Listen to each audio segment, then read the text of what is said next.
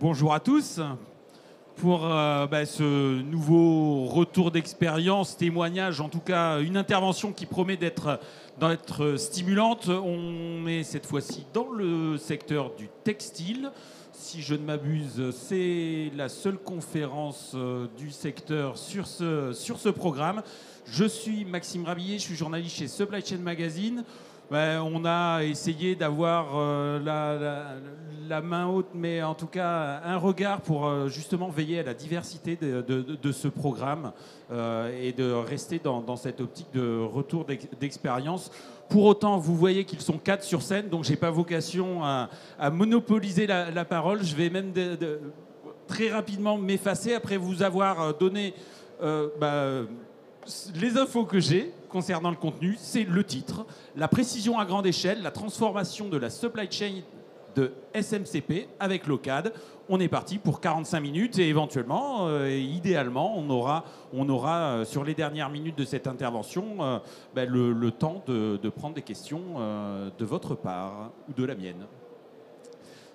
Je vous transmets la parole. Parfait. Bonjour à toutes et à tous, et puis merci pour l'introduction. Donc, je m'appelle Swan Bareil, je suis partenaire supply chain scientist chez l'OCAD, et j'ai le plaisir d'animer cette table ronde avec Carole Tomaso, Yuting Chang et Johannes Vermorel.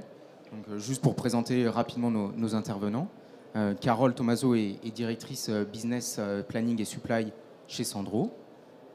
Yuting Chang est Global Group Transformation Leader chez SMCP. Donc SMCP, c'est Sandro, Mage, Claudie Pirlot et Fursac. Et puis Johannes Vermorel est le fondateur et CEO de l'OCAD. Donc la discussion d'aujourd'hui porte sur la transformation de la supply chain qu'on met en place conjointement chez SMCP. On va notamment aborder la manière dont on a fait évoluer le réapprovisionnement automatisé donc, des différents points de vente et comment les stocks sont rééquilibrés de manière générale entre les différentes plateformes omnicanales. On va se concentrer un petit peu sur la technique, mais pas trop quand même. On parlera beaucoup de la dimension humaine du projet, et puis des enseignements que d'autres entreprises pourraient tirer du projet qu'on mène ensemble. De manière générale, donc, je vais poser plusieurs questions à nos intervenants, et puis on prendra quelques questions à la fin de l'intervention. Donc, avant de plonger vraiment dans le cœur, déjà, essayons de poser un peu les bases du problème et le contexte dans lequel on évolue. Donc là, je vais m'adresser à vous, Carole et Yuting. Est-ce que vous pourriez nous présenter, nous donner un aperçu de votre supply chain? Ça peut être donc, les différents canaux de vente, l'ampleur des opérations de réapprovisionnement, voilà, des ordres de grandeur sur les références, le nombre de SKU. Bonjour à tous. Je ne sais pas si vous m'entendez bien. Très bien. Bonjour, Yuting Chang. Je suis chez SMCP en tant que Group Transformation Manager, comme ce qui est mentionné avant. Pour tous ceux qui ne connaissent pas encore SMCP, nous avons 5 marques. On a Sandro Femmes, Sandro Hommes, Mage, Claudie Pirlot et Fursac. Nous avons globalement 1200 points de vente en global et on a 4 business units dans le monde entier. Donc aujourd'hui, dans quel contexte, pour répondre à la question de Swan, dans quel contexte nous sommes menés à solliciter pour chercher une solution d'optimisation? C'est que on a un outil actuel qu'on utilise au sein du groupe qui permet effectivement de piloter l'ensemble de gestion d'allocation jusqu'à boutique. Sauf qu'il manque ces parties anticipation passées par la prévision de vente vers l'avenir. Comme vous le savez peut-être que dans le secteur de la mode, nous avons beaucoup de saisonnalité. Nous avons beaucoup de produits saisonniers également.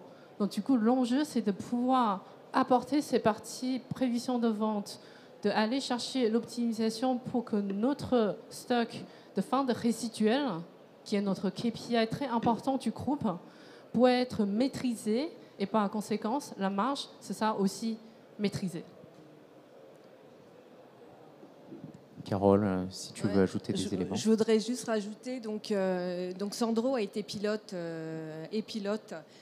pour le groupe sur ce déploiement de Locad. Et on a choisi Sandro pour 2 raisons. D'abord parce qu'il y a l'homme et la femme et c'est 2 business un peu différents avec des ventes qui ne se comportent pas exactement de la même façon. Et on avait une certaine maturité dans les équipes qui étaient prêtes à être challengées parce qu'en fait, de mettre Locad, ça veut dire aussi se remettre en question et être beaucoup plus... abandonner un peu des notions de couverture pour des notions de probabilité de vendre le produit le plus rapidement possible. Donc c'est plein d'habitudes qu'il faut remettre en cause et c'est pour ça qu'on a choisi Locad. Très bien. Donc on a commencé à aborder finalement la vision que propose Locad, donc la quantitative supply chain. Et là je me tourne vers Johannes. En termes simples, qu'est-ce que la quantitative supply chain et pourquoi elle est adaptée aux enjeux de SMCP? Alors, l'approche de Locad, c'est de voir la supply chain comme un problème d'allocation de ressources. C'est-à-dire que chez SMCP, chaque euro est en compétition pour tous les produits sur lesquels on pourrait investir. Chaque article dans un entrepôt qu'on pourrait descendre vers un point de vente, et cet article, il est en concurrence sur tous les points de vente. Une fois qu'on l'a placé à un endroit, on ne peut plus le placer à un autre endroit. Et ensuite, chaque point de vente, on a un nombre une capacité à mettre en avant des produits qui est elle-même limitée. Donc, alors ça c'est le point de vue, je dirais, de Locad qui prend la supply chain d'un point de vue économique. C'est-à-dire qu'en fait, on va penser ces notions d'allocation de ressources et on veut vraiment, je dirais, l'intérêt économique long terme de la marque. Et alors, je précise bien sur le long terme, parce que ce n'est pas de l'optimisation financière court-termiste avec, vous voyez, cette mauvaise réputation que peut avoir ces procédés financiers quand on est vraiment très très myope et qu'on fait des choses finalement qui sont pas malines. Là, il est évident qu'on parle de grandes marques avec des clients et clientes qui sont fidèles parfois depuis plusieurs décennies. Ça se construit, des maisons comme ça se construit sur un demi-siècle. Donc, il faut regarder vraiment très très loin en avant. Ça, c'est la perspective économique. Et l'autre aspect, et j'en resterai là, c'est SMCP, vous vendez des belles pièces qui sont un peu plus chères que des bouteilles de shampoing en hypermarché. Et donc, les volumes ne sont pas ceux qu'on pourrait attendre d'un vendeur de shampoing en hypermarché qui vend des centaines d'unités par jour. Voilà. Non, on est sur des volumes qui sont faibles mécaniquement, avec des catalogues qui sont très profonds, qui se renouvellent beaucoup. Et donc, l'incertitude est extrêmement présente. Et donc là, je dirais, si je veux boucler, on avait une vision donc économique de ressources et il va falloir gérer une très grande incertitude qui est vraiment par construction.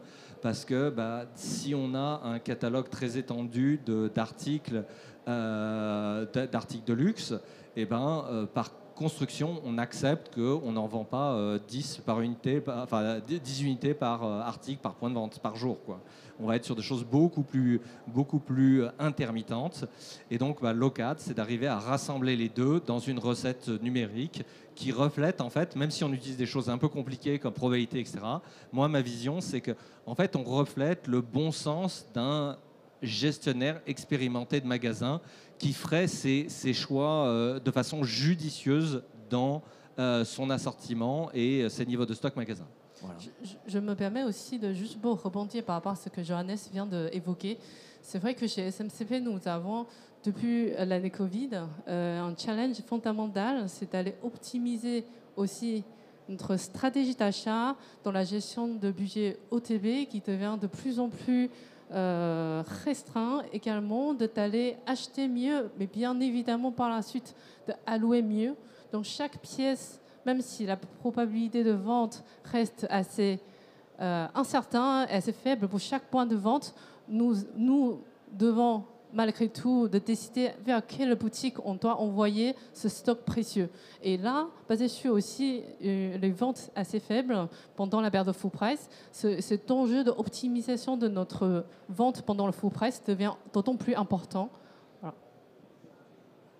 Très bien. Donc là, on a pas mal parlé finalement un peu stratégie et vision, produit et supply chain. Avant de rentrer dans le projet en lui-même, est-ce qu'il y a d'autres éléments qui vous ont fait aller vers Locad comme partenaire? Alors la vision, forcément, un des points, mais est-ce qu'il y en a d'autres que vous voulez mettre en avant? Sur du métier pur, Oui, c'est ça, par ta exemple. question, ouais. Donc, comme disait Yuting, une gestion de la pénurie qui est quand même au cœur de notre problématique d'approvisionnement, puisqu'on achète court, donc il faut allouer au meilleur endroit. Et dans cette gestion de pénurie, finalement, on s'est rendu compte qu'il y avait plein de critères à prendre en compte, c'est-à-dire est-ce que le magasin est touristique et est-ce que ma rupture va me coûter plus cher que sur un magasin sur lequel j'ai une clientèle qui va revenir, qui va attendre deux jours que la pièce revienne. Est-ce que mon magasin est ship from store, c'est-à-dire que mon stock il peut aussi servir à un deuxième canal derrière. Est-ce que la largeur d'offre est plus ou moins grande et si j'ai pas la pièce, il y aura un report sur une autre pièce. Et en fait, c'est plein de contraintes qui font que manuellement, pour un approvisionneur, il ne peut pas tous les prendre en compte. Le cerveau humain n'est pas assez câblé pour être à multidimension. Et du coup, on fait une lecture, une gestion de la pénurie que sur un seul des critères. Et Locad nous a permis de ranker tous ces points suivant des priorités qu'on a discutées ensemble. Et du coup, ça permet d'optimiser vraiment l'allocation à ce niveau-là.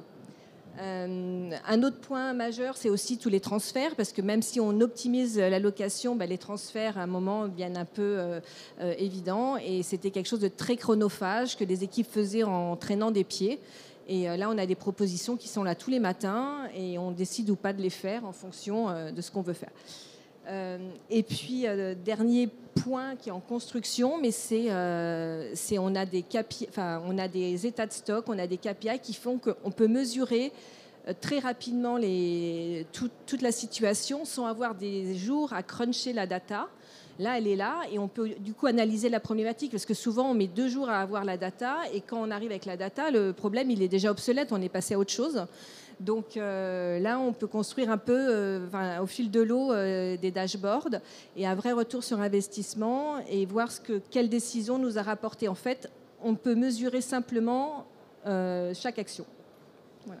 Et juste pour compléter ce que dit Carole, pour vous donner un peu une autre idée de l'ampleur de SKU qui est géré par les gestionnaires d'allocation dans l'équipe de Carole, on a centraux hommes et femmes. Pour ces 2 marques-là, ça représente à peu près par collection. Nous avons 2 collections par an, Spring, Summer et Fall, Winter. Donc, chaque collection, on a à peu près 3500 de SKU à gérer à travers 250 points de vente. Et cette volumétrie de points de données, de gestion et d'évaluer chaque semaine quels sont les produits à prioriser, à louer, etc. L'équipe fait avec l'outil actuel très bien, mais on n'est jamais sur suffisamment de profondeur et sur chaque SKU de prendre une décision nécessaire pour optimiser notre chiffre d'affaires. C'est ce volume data qui est la clé de réussite pour mieux gérer notre résiduel à la fin de l'année. Très clair. Et du coup, ça nous amène à se poser la question, mais finalement, comment faisiez-vous pour gérer ce réapprovisionnement avant l'arrivée de Locad? Donc voilà, si vous pouvez nous rappeler un petit peu comment vous faisiez avant, qu'est-ce qui était du manuel, le type de règles que vous mettiez en place pour qu'on s'imagine finalement l'évolution aussi qu'on a amené à travers le projet. Alors tout était manuel, donc en fait la justesse de l'allocation dépendait de la seniorité des personnes qui le faisaient et on sait que sur ce genre de métier il y a beaucoup de turnover, donc en fait il y a une courbe d'apprentissage à chaque fois qui est un peu longue à avoir, donc voilà. Et donc c'était des couvertures de stock, c'est une notion de couverture de stock sous 2 semaines. Alors une couverture de stock, comme le disait Johannes, quand on a des ventes erratiques où on en vend une tous les mois à la rigueur, 0,8 ou 1,2, ça reste 1 en fait. Donc 1, ça reste 1. Mais on ne voit pas si le 1 de la Varenne Saint-Hilaire ou de Champs-Élysées va rapporter plus d'argent. Voilà. Et donc, on n'avait pas cette décision finale. Les transferts étaient aussi manuels et c'était très, très chronophage, donc on les faisait une fois de temps en temps. Et la gestion de pénurie était prise sur un axe chiffre d'affaires uniquement, donc qui est hyper simpliste en fait par rapport à tous les critères qu'on peut avoir. Et je pense qu'il y a un élément clé par rapport à l'outil qu'on utilisait avant de rencontrer Locad. On est passé principalement sur les ventes passées. On se dit, OK, sur les ventes 4 dernières semaines, ça fait une moyenne de tant de pièces. Et par la suite, on dit, OK, on veut couvrir 2 semaines de couverture parce que c'est ça le lead time. Et c'est cette mécanique assez basée sur les ventes passées qui nous fait prendre une décision. Alors que la plupart du temps, dans le secteur de mode, encore davantage, on a une saisonnalité assez forte sur certains produits. Il faut anticiper pour envoyer les stocks pour répondre à ces saisonnalités, les besoins qui sont à venir. Et c'est là où la prévision de vente, qui est un élément important, où on cherche à avoir un levier d'optimisation par rapport à ce qu'on fait aujourd'hui. Très bien. Johannes, j'imagine que tout ce qu'on vient de dire, t'es très familier. Et du coup, est-ce que tu peux un peu résumer le type d'écueil qu'une équipe rencontre quand finalement elle s'appuie beaucoup sur des règles manuelles, des prévisions statiques, surtout dans des assortiments rapides comme chez SMCP? Alors, pour moi, il y a vraiment des classes d'écueils qui sont très différentes. La plus importante, en fait, c'est de traiter les meilleurs collaborateurs comme des coprocesseurs. Des coprocesseurs à exception. Vous voyez, vous avez un système qu'on va appeler l'ERP. Et puis ce système, dès qu'il y a des choses donc il peut implémenter des règles simplistes, mais ce n'est pas suffisant. Et donc en fait, on va se retrouver avec des alertes à exception. Et qu'est-ce qu'on fait? On prend les meilleurs collaborateurs qui ont le plus de compétences métiers et on traite leurs compétences et leur temps de façon complètement jetable.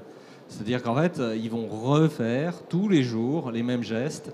Et je pense que c'était très important de pointer le fait qu'en fait, avoir une grande compétence métier, c'est aussi une ressource rare en fait dans l'entreprise. Et donc, de mon point de vue, ça c'est le premier écueil, c'est de dire cette compétence rare qu'il faudrait vraiment quelque part faire fructifier, on la traite de façon comme un composant jetable où chaque jour il faut X jours hommes de manpower ou women manpower et puis hop, c'est consommé. Et ça permet juste à l'entreprise d'opérer un jour de plus. Et c'est pas du tout capitaliste. Donc nous, notre vision déjà, c'est de faire en sorte qu'avec les supply chain scientists, on veut robotiser la décision, non pas pour en fait retirer la compétence humaine, mais au contraire faire que ces gens-là, ils aient le temps pour se dire comment on améliore cette recette numérique, comment est-ce qu'on peut vraiment avoir cette pensée de finesse métier et de les sortir de cette gestion d'exception qui est extraordinairement chronophage et sur lequel on capitalise rien. Donc là, ça c'est vraiment le point probablement le plus fondamental. Le deuxième point fondamental, qui est une autre classe d'écueil, c'est il existe des choses de type série temporelle, des modèles mathématiques qui sont très populaires, mais totalement inadaptés au monde de la supply chain. Alors pourquoi dans le monde de la mode et du luxe ça l'est pas? Au moins pour, je dirais, il y a plein de raisons. Déjà, les collections font qu'en gros, le point de vue, une série temporelle, c'est censé être quelque chose qui n'a pas de début et pas de fin. Alors déjà, avec les collections, on a un début, on a une fin. Donc ça va pas. Ensuite, on est sur cette vision où on va pouvoir mesurer de façon très précise quand on est sur des choses probabilistes. Je rebondis sur votre remarque. On a une prévision à 0,8 ou à 1,2. Ça va être 1. Donc en fait, on va faire des arrondis à l'unité. Mais sauf que ces arrondis à l'unité, dans un métier comme le vôtre, c'est considérable. Il y a beaucoup de produits en magasin où de toute façon, il n'y a qu'une seule unité. Donc cet arrondi à l'unité, en fait, il pèse très très lourd. Donc ça, c'est un autre problème lié à ces temporels. Et ensuite, il y a encore un autre problème, c'est que quand on rentre dans un point de vue, dans un magasin Sandro, alors je parle pour mon expérience personnelle, j'ai pas un code barre en tête en me disant c'est cette EAN-là que je veux. Donc en fait, il y a un certain halo de choses qui vous intéressent et l'important, c'est d'arriver à capturer, en fait, à bien servir le client, mais du point de vue du client. Et ce point de vue du client, par exemple, peut-être qu'un costume, on peut être sur un peu plus foncé, un peu plus clair, ça va être un bon substitut. Par contre, si on n'a pas la bonne taille, on n'a pas la bonne taille. Donc ça, c'est beaucoup moins substituable. Donc ça, c'est des éléments, vous voyez, tous ces éléments-là, et je dirais, si je vous parlais, donc première classe d'écueil qui était les plus grosses compétences, les compétences les plus importantes dans l'entreprise sont gaspillées, et le deuxième, c'est des modèles mathématiques, notamment séries temporelles, qui sont simplistes, extrêmement populaires, et de mon point de vue, très inadaptés, en particulier pour tout ce qui est mode et luxe, parce que ça ne fit juste pas. Là encore, ça marcherait peut-être pour du shampoing, mais sur des pièces de luxe, ça, de mon point de vue, c'est un peu voué à l'échec. Voilà. Donc ça, c'est les deux classes d'échecs, et Locad se part dans des directions, je dirais, qui sont très différentes par rapport à ces deux problèmes. Et juste pour rebondir sur le deuxième point dont on a parlé, c'est vrai que nous, dans le secteur de la mode, sur la partie textile, on a le enjeu assez important aussi, non seulement sur la taille centrale, où ça se vend le plus chez les femmes, principalement 36, 38 par exemple. Pour autant, on a quand même les clients qui ont besoin de 34, 42. Et si on se dit que la prévision de vente moyenne, c'est 0,3, et par conséquent, on envoie une pièce à cette taille à 42, sur tous les magasins, ça veut dire, derrière, il faut qu'on achète 250 pièces de taille 42 pour alimenter tous les magasins. Et du coup, notre entrepôt n'a plus de stock restant pour alimenter dès lors qu'il y a une vente dans une de ces points de vente. Donc l'important, c'est aussi de savoir à quel moment on a besoin d'envoyer ces 42 vers la boutique et d'avoir une stock au niveau central, d'alimenter le prochain point de vente qui a plus de probabilité de vente cette taille 42.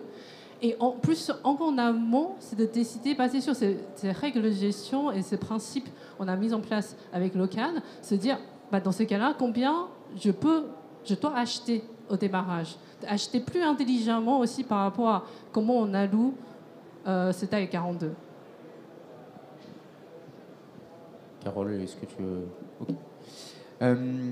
Donc, on a pas mal parlé de la vision, aussi de la partie finalement automatisation, capitalisation des ressources et expertise humaine. Et ça nous amène à en savoir un petit peu plus finalement sur les réussites du projet qu'on mène de manière conjointe depuis un an. Est-ce que vous avez d'autres types de réussites et quelques exemples que vous souhaiteriez mettre en avant? Ça peut être pendant la phase projet, sur la manière dont on a travaillé ensemble, ou sur la manière maintenant dont ça se passe, qui est légèrement différente de la phase, on va dire, purement implémentation. Alors le projet, on a commencé en janvier, on avait déjà des solutions qu'on intégrait dans nos systèmes en juin, donc ça a quand même été assez rapide, très collaboratif. Parce que chez Locad, c'est pas juste des scientistes, c'est des supply scientists, et ce mot est super important. C'est-à-dire que vraiment, ils vont nous challenger sur nos habitudes, pourquoi on fait ça, etc. Sur leur best practice. On va avoir vraiment des discussions qui font que le projet, il est vivant, en fait. C'est pas juste du paramétrage et on branche une machine. Donc, on le co-construit. Donc déjà, grande facilité. Moi, je me rappelle d'un challenge que j'ai donné à Swan un mois avant les soldes, où je lui ai dit... en fait, je veux des transferts avant les soldes, tu as un mois pour me les livrer. Et là, il m'a dit, bon, quand même. Je me suis dit, tu peux le faire. Et donc, j'avais mes transferts pour les soldes. Donc, en plus, il y a une réactivité dans l'outil qui est... un engagement et une réactivité qui est énorme dans l'équipe. Après, ce que j'ai envie de dire, c'est que la réussite du projet, c'est l'adhésion des équipes. Parce qu'en fait, je leur ai dit, vous arrêtez de faire. Vous regardez et puis vous analysez et vous réfléchissez à comment on peut faire mieux. Et en effet, ça pourrait déstabiliser une équipe, et pas du tout. Elles sont super engagées. Tous les matins, elles ont des nouvelles idées et elles demandent à l'équipe de Swan, est-ce qu'on ne pourrait pas améliorer ça, voilà. Et donc le fait qu'elles aient des idées montre que l'outil, il marche et elles le sont appropriées. Et en effet, elles sont montées en compétences parce que maintenant, elles réfléchissent à ce qu'elles font. Elles font pas que faire, elles réfléchissent à ce qu'elles font et pourquoi elles faisaient ça. Donc ça, c'est énorme. Et puis, on a eu des ROI, en effet, sur les transferts. On bloque moins de stock pour le e-com, même si j'essaie d'en bloquer un peu, mais un peu plus. Mais voilà, on bloquait trop de stock sur le e-com qu'on n'envoyait pas au brick and mortar alors qu'on a du ship from store. Voilà, il y a des vieilles habitudes qui ont été cassées. Voilà. Je complète peut-être par rapport à ce que disait Carole sur la partie opérationnelle, à savoir que je connais bien l'outil qu'on utilise avant de contacter Locan. Notre outil actuel, en réalité, ça met, imaginez-vous que lundi matin, chaque gestionnaire d'allocation, il s'assoit devant leur bureau et passer 2 jours à vérifier les produits. Et à la fin, tellement on a tant de SKU et points de vente à vérifier qu'après 2 jours, on se dit « Ah, j'ai fini par passer sur le top 20 de notre palmarès et j'ai réussi à couper la pro de notre flop 20. 2 jours. » Et à la fin, tout ce qui se passe au milieu, on sait plus ou moins, mais pas certainement. Dans ces prises de décision, avec l'outil précédent, c'est assez chronophage et ça prend beaucoup de temps. Et aujourd'hui, ce qu'on va leur demander, quand on parle de change pour l'équipe, c'est notamment le mindset. C'est-à-dire, on va leur demander lundi matin, vous êtes devant votre écran, vous ouvrez votre ordinateur, regardez le KPI qu'on vous a mis en place, regardez le taux de rupture, regardez la couverture stock et nous dites qu'est-ce qui manque comme action à mener pour la semaine. Au lieu de tout de suite rentrer dans le SKU location et de taper le nombre de couvertures, taper l'exception par magasin, ce produit-là, ce magasin-là, et dans la localisation plus palinaire, il faut que j'assure qu'il y a taille 42 parce qu'une fois le client est passé, il va pas revenir. Donc c'est ce mindset, plus sur le pilotage et être la tour de contrôle pour l'opérationnel, que de vraiment toujours la tête dans le guidon constamment. Oui, et pour résumer, en fait, elles sont devenues commerçantes. Avant, elles étaient techniciennes. Et voilà, elles sont commerçantes et elles se posent les bonnes questions pour comment animer tous les lundis le business et continuer à avoir du like for like. Voilà. Donc ça, c'est énorme et parce qu'elles ont gagné en productivité, donc maintenant, de temps, donc elles peuvent vraiment y passer du temps. Très clair. Et alors, donc là, on a pas mal parlé finalement de la gestion du changement au sein de l'équipe. Et si on devait imaginer comment vous parlez de Locad à vos autres collègues de chez SMCP, mais qui ne travaillent pas au quotidien dans les opérations? Alors déjà, toutes les marques veulent y aller. Hein. Donc là, on est obligé de faire une liste d'attente dans notre roadmap. Donc, comment j'en parle pour moi, c'est vraiment l'approche probabilistique qui est importante. Voilà, le 1, qu'est-ce que vaut un 1 à la Varenne-Saint-Hilaire versus un 1 à Champs-Élysées? Ça, j'avais pas vu d'outil qui le proposait autrement. Après, c'est vraiment la qualité de l'accompagnement, la qualité des interlocuteurs et le fait que ce soit de l'amélioration continue, c'est-à-dire qu'on a une nouvelle idée. Alors bien sûr, on ne va pas tout casser le système, mais un nouveau paramétrage, un petit réglage, parce que le contexte fait que ce qu'on faisait il y a un mois, ça ne marche plus et on a d'autres priorités. C'est facile à mettre en place.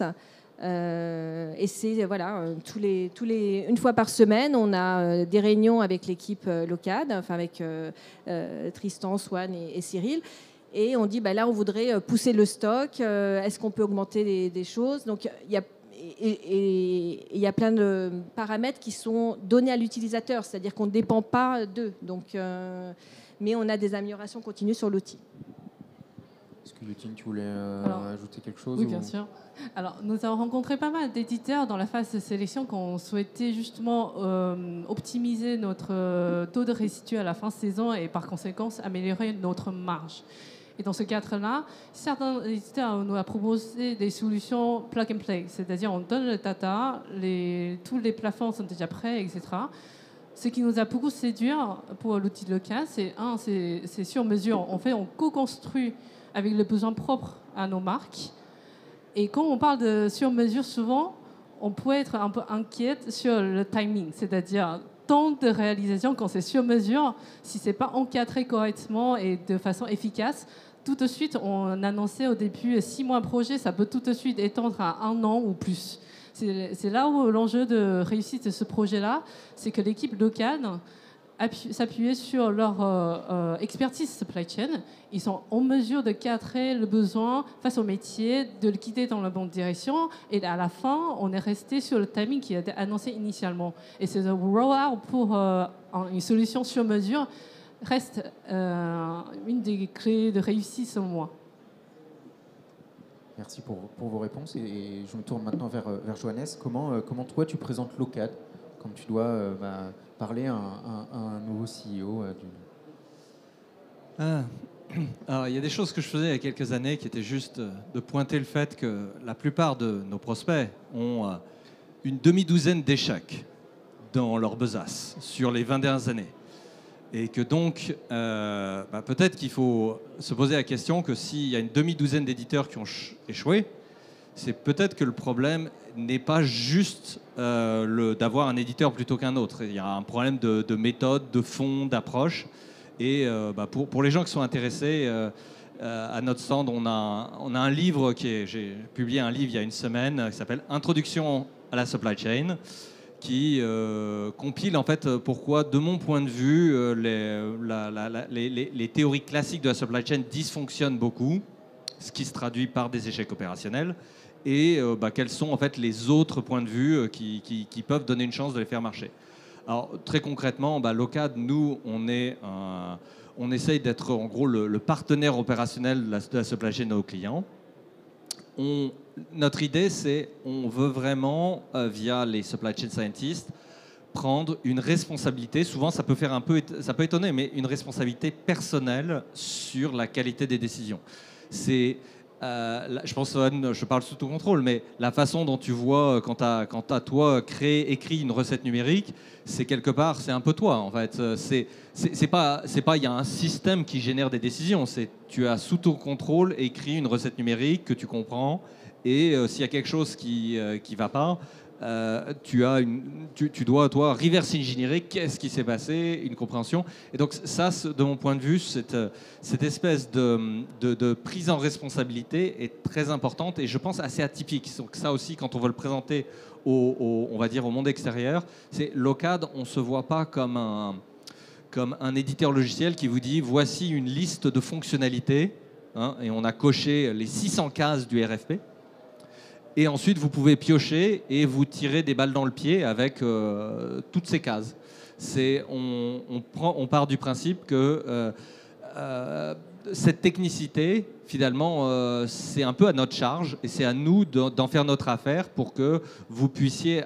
vous voyez, j'ai beaucoup aimé ces commentaires d'avoir un raisonnement commercial et que, quelque part, la technicité de l'outil ne soit pas un espèce d'obstacle qui viennent vous embêter, ou en fait, dès que vous voulez faire un truc, il y a une espèce de jargon technocratique qui vient devant vous. Et le rôle des supply chain scientists, c'est justement de porter cette responsabilité, de faire en sorte que des gens qui sont commerçants, qui sont spécialistes de pièces de luxe, finalement, ils puissent exécuter leur stratégie sans s'embêter trop dans le détail de ces éléments. On parle par exemple d'algèbre probabiliste, mais je parle sous votre contrôle. Je pense que vos équipes, elles n'ont pas trop à le gérer dans le détail. Hein. C'est assez abstrait pour eux.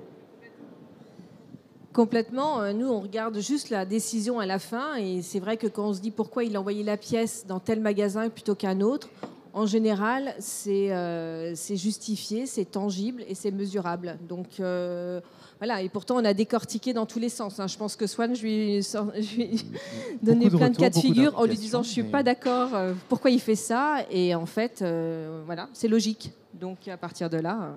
ce qui est important, il y a cette explicabilité de la part de supply chain data scientist qui est important parce que, comme disait Jeannette tout à l'heure, en fait, on travaille très étroitement avec Swan et son équipe, justement, et c'est eux qui codent. C'est-à-dire, si on a la question sur comment expliquer la prise de décision proposée par l'outil local est telle et telle, pourquoi on pas envoyer vers le petit Champs-Élysées et à la place on envoie un petit en Provence, par exemple. là, on a toujours une explication basée sur les chiffres qui sont montrés dans l'outil et de savoir exactement pourquoi et comment. Et du coup, côté métier, l'équipe de Carole et Carole, on est convaincus, on fait confiance à ces décisions-là et au fur et à mesure, on se dit, OK, on n'a même plus besoin d'aller vérifier chaque point parce qu'on sait que derrière, il y a une raison derrière. Et si je peux me permettre de rebondir sur la partie prise de responsabilité, je pense qu'en effet, cet accompagnement du supply chain scientist, il est assez cœur et on essaie de le cultiver. Enfin, moi, je sais qu'à titre personnel, il y a même un côté un peu émotionnel quand même pour les clients avec qui je travaille et SMCP en particulier. Et du coup, oui, on est intéressé pas uniquement pour fournir des fonctionnalités, mais vraiment par des décisions qui marchent. Et je sais que moi, régulièrement, du coup, je vais aller voir naturellement la performance des ventes. Je vais aussi aller dans des boutiques du groupe Sandro ou Fursac, plus pour moi, même si ma femme va un peu chez Mage et chez Sandro. Mais voilà, il y a aussi ce côté humain et d'engagement un peu personnel qu'on essaie de cultiver et d'amener aussi à travers le déploiement d'une solution. C'est un partenariat très intéressant et solide qu'on a construit ensemble avec l'équipe Locat entre SMCP et Locan. Et du coup, on a prévu aussi les emplacements de bureaux dans notre siège. Bon, je vois que le temps passe vite, donc on va commencer à conclure. Juste, je me tourne vers toi, Johannes. Donc là, on est à peu près à 1 an de déploiement. Qu'est-ce que tu pourrais décrire comme étant un impact raisonnable qu'on pourrait attendre d'un projet mené avec Locad au bout de 6 mois, 12 mois, un horizon moyen terme? Nous, on vise essentiellement un payback qui soit au moins x10 par rapport à ce que Locad coûte. Alors, ça peut sembler élevé, mais pour du logiciel où il y a toujours pas mal de risques, moi, ça me semble assez raisonnable, en fait. Si jamais vous vous engagez avec une technologie un peu complexe, donc du enterpriseware, et que sur le papier, au moment où on fait le planning, on ne voit pas un payback potentiellement x10, c'est probablement qu'il y a d'autres choses à faire parce que vous voyez, ça c'est assez important. Donc pour nous, ça c'est vraiment le premier critère de succès. Pour moi, le critère heuristique de succès, c'est lorsque les équipes historiques arrivent à lâcher leurs feuilles Excel et partir sur cette attitude virtueuse. Ça, pour moi, dès qu'on a atteint ça, indépendamment de toutes les mesures, c'est vraiment très qualitatif. Hein. Mais quand on a atteint ça, je sais que l'initiative est partie pour avoir un bon succès. Parce qu'en fait, quand les gens arrivent à lâcher leur feuille Excel, ça veut dire qu'on a résolu tous ces problèmes qui vous empoisonnaient, qui sont souvent toute série de petits problèmes, c'est pas forcément des gros trucs, mais c'est plein de petits problèmes. Et que donc, justement, là, on va pouvoir sur de l'amélioration continue, ce qui fait que la trajectoire est très bonne. Ensuite, on est à 1 mois de plus, 1 mois de moins, ça, je dirais, ça c'est les aléas de chaque initiative. Mais si on a une trajectoire d'amélioration continue, ça, c'est vraiment très, très bien. Je pointe le fait que, de mon point de vue, l'immense majorité des initiatives supply chain, il n'y a aucune amélioration continue. Des entreprises, elles ont un système et pendant 10 ans, elles peuvent vivre avec. Et puis à un moment, elles se disent, on en a vraiment marre, on jette et on recommence. Et ça, pour moi, c'est vraiment dommage parce que la supply chain, c'est pas quelque chose qui doit s'améliorer une fois par décennie lorsqu'on met un Big Bang. Pour moi, ça, c'est vraiment c'est un petit peu catastrophique quand ça se passe comme ça. Si on peut avoir au contraire quelque chose où chaque semaine, ça progresse un peu, c'est beaucoup, beaucoup mieux. Et quand on fait le bilan quelques années après, évidemment, lorsqu'on peut s'améliorer en continu, c'est très, très en faveur par rapport à des gens qui stagnent pendant une décennie avant de refaire un bond. Voilà. Donc moi là-dessus, je suis assez confiant et l'idée, c'est ensuite multiplier des périmètres avec toujours des grands, je dirais, du payback très important. Mais là encore, pour moi, l'effet le plus mesurable, c'est même la qualité des discussions, la qualité des analyses qui progressent. Et ça, je pense que c'est aussi des choses qui sont très marqueurs de retour sur investissement. On peut aller chercher des choses qui sont des pourcentages à un chiffre du chiffre d'affaires. Hein. Enfin, je veux dire, évidemment, ça prend quelques années, mais c'est l'ordre de grandeur. On n'est pas sur du 0,01%. On est allé chercher littéralement un point de 1% en absolu de marge qui vient se rajouter au reste. C'est ça dont on parle. Et plusieurs dans les très très bons cas. Et pour ça, pour moi, ça veut dire qu'il faut que les équipes, une fois qu'on est passé en production, puissent attaquer des questions qui sont très difficiles. Par exemple, qu'est-ce que ça veut dire la qualité de service dans un magasin de luxe? C'est une question très difficile en fait. C'est pas du tout des taux de service. Je pense que les gens qui disent c'est juste 97% de taux de service sont complètement passés à côté du problème. C'est un sujet très difficile. Ensuite, comment par exemple je peux valoriser la vision du luxe, c'est qu'on veut défendre un positionnement prix très haut de gamme, à maintenir une perception très favorable de la clientèle avec une vision une décennie en avant. C'est un exercice très difficile. Et donc pour moi, ce qui est très intéressant, c'est quand en fait on peut arriver, une fois qu'on a éclusé tous les problèmes très opérationnels, de pouvoir rentrer sur ces discussions et là, justement d'avoir des discussions où les opérationnels challenge les supply chain scientists sur comment on va affiner cette vision qui regarde très loin en avant, tout en ayant une mécanique automatisée pour gérer le jour au jour, en fait. C'est ça le paradoxe. On veut regarder très très loin en avant, même si chaque jour, il faut sortir tout un tas de micro-décisions. Dernière question avant de laisser la parole au public et à d'éventuelles questions. Si un père venez vous voir et vous demandez finalement au moins de vous donner une leçon tirée du parcours, qu'est-ce que vous répondriez? Pas facile comme question. En fait, tout le monde parle d'IA, d'automatisation, etc. Et je pense que c'est vraiment allier la technologie avec l'intelligence opérationnelle, parce que les équipes qui font de la pro, elles ont une intelligence métier opérationnelle. Et je pense que la clé de succès, c'est justement c'est qu'on a su allier. Elles savaient bien faire, sauf qu'elles n'avaient pas le temps de tout faire. Avec un outil qui les a aidées à aller plus vite et d'être plus performantes. Donc voilà. Dans le même optique, c'est vrai qu'on parle d'IA dans beaucoup de solutions. Je pense que IA, c'est un des mots les plus hip de l'année, ou depuis l'année dernière, depuis ChatGPT. Mais qu'est-ce que IA c'est exactement? Qu'est-ce que ça peut vraiment améliorer l'efficacité opérationnelle et dans le résultat final de chercher la marge? Ça, c'est autre question. Et souvent, on a l'impression que IA, c'est une boîte noire. On ne sait pas trop qu'est-ce qui se passe derrière. Avec le cas, je reviens sur l'explicabilité, on s'est dit tout à l'heure, chaque décision prise, c'est expliqué et c'est compris. Et si le directeur commercial nous pose la question, pourquoi vous avez décidé d'envoyer ces pièces-là à tel magasin qui est plus grand, qui génère plus de chiffre d'affaires, au lieu d'aller vers un autre magasin, on est capable de répondre. Et c'est explicabilité donne confiance non seulement au département interne, côté supply chain, l'équipe de Carole, mais aussi vers externe, c'est-à-dire département commercial, COMEX, etc. Et c'est là où je trouve intéressant dans la démarche de IA chez Locad, qui est cette explicabilité. Parfait. Merci déjà encore une fois pour votre intervention, Carole, Yuting et Johannes. On en vient au temps des questions. Voilà. Donc, oui, on ne va pas avoir beaucoup de temps pour cela, mais moi j'en ai une justement sur cette dimension d'explicabilité. Est-ce qu'il y a aussi un enjeu d'avoir une explicabilité vis-à-vis des magasins? Alors, vous avez pris pas opposé, mais cité Champs-Élysées ou ailleurs, et cet ailleurs, hein, au bout d'un moment, est-ce qu'il n'est pas tenté de se dire, moi, je reçois jamais les pièces au meilleur potentiel, ou est-ce qu'il y a cette dimension-là à avoir?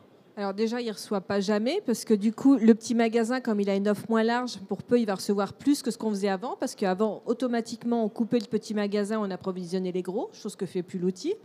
Donc déjà, voilà. Et oui, il y a un sujet de change dans les équipes, expliquer aux équipes digitales pourquoi elles ont moins de stock réservé, expliquer au retail qu'on va les approvisionner sur un lead time d'une semaine au lieu de deux semaines avant. Oui.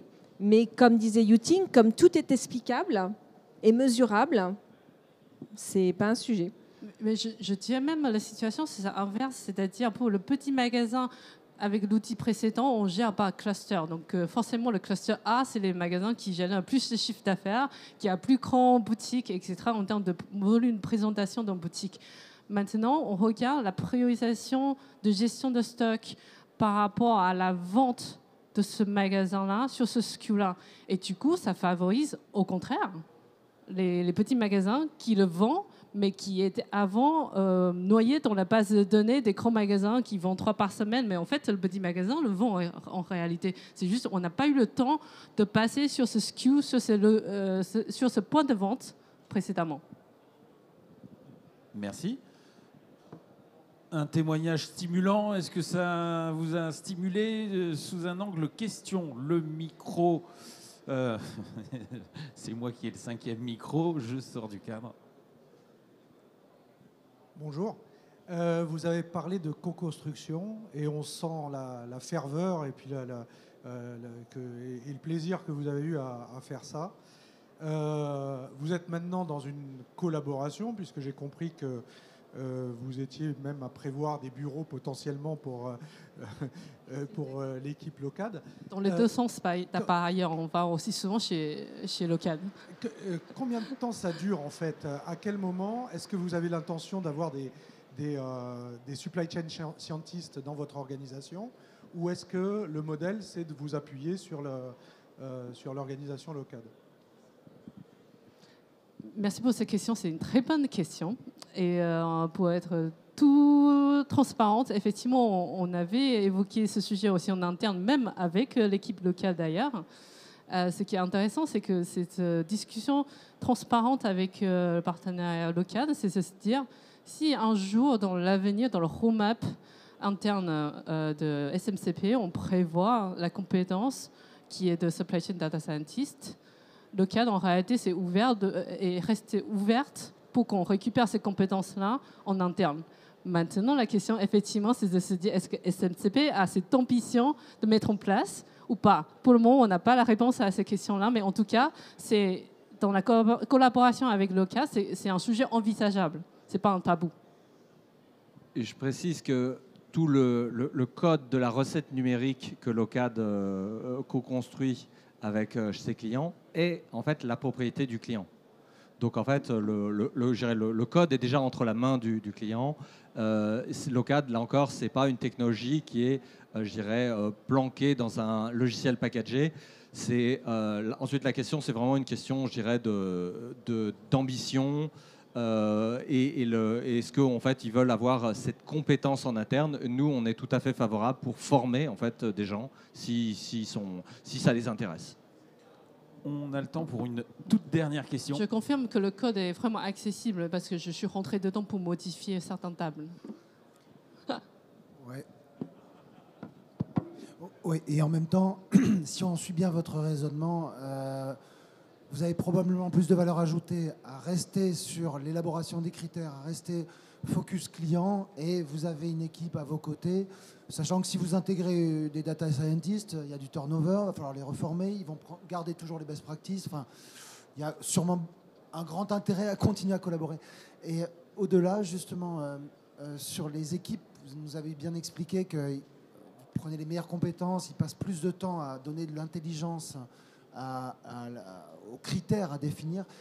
Ces critères évoluent régulièrement, vous les faites bouger. Quand vous allez prendre une nouvelle gamme, vous allez avoir de nouveaux critères, vous allez profiter d'une gamme à une autre. Enfin, comment pour ce choix, parce que c'est pas seulement le chiffre d'affaires qui vous fait choisir à la fin. Non. Les critères, c'est-à-dire que avant Ship from Store, le Ship from Store peut être un nouveau critère. Les magasins sont éligibles Ship from Store, donc ça rentre dans une critère d'allocation qu'on n'avait pas il y a 2 ans quand tout le monde n'était pas Ship from Store.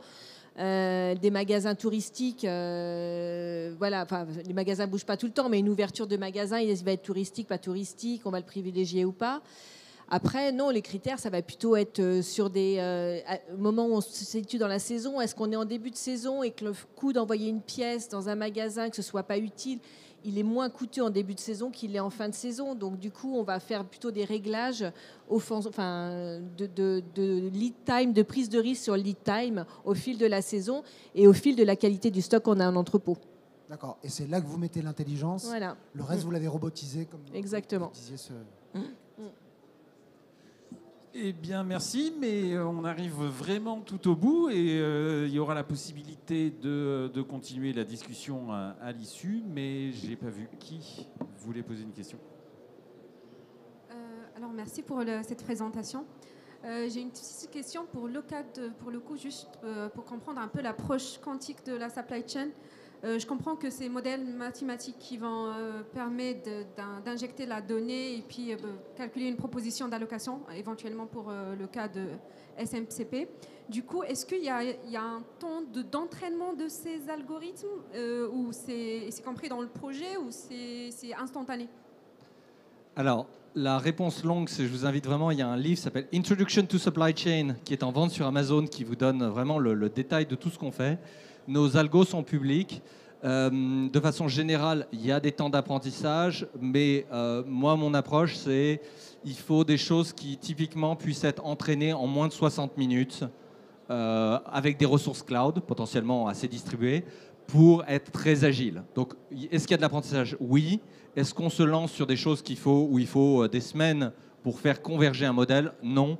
Parce que de notre point de vue, c'est très important de pouvoir réentraîner ces modèles potentiellement plusieurs fois par jour. Ce n'est pas tant que la supply chain évolue aussi vite, c'est que, là encore, quand un métier soulève par exemple une objection ou une réorientation stratégique, on n'a pas envie d'attendre 3 jours jusque la moulinette elle ait fini de calculer ce qui est en fait est potentiellement aussi une interrogation. Vous voyez, c'est-à-dire quelqu'un dit « Ah, et si on pensait le sujet comme ça ?» Et il faut relancer un modèle d'entraînement et on a envie que le résultat il arrive vite, au moins pour savoir le « et si on faisait autrement ?» Qu'est-ce que ça donne? Donc voilà, donc pour votre réponse, c'est oui, nos modèles, en fait, il y a à la fois apprentissage et optimisation, il y a des temps de calcul. On essaye de toujours les garder en dessous de 60 minutes, quelle que soit la taille de l'entreprise, pour rester très agile opérationnellement. Merci à tous les 4 pour cette intervention stimulante et je ne doute pas qu'elle va stimuler aussi des échanges post-scène.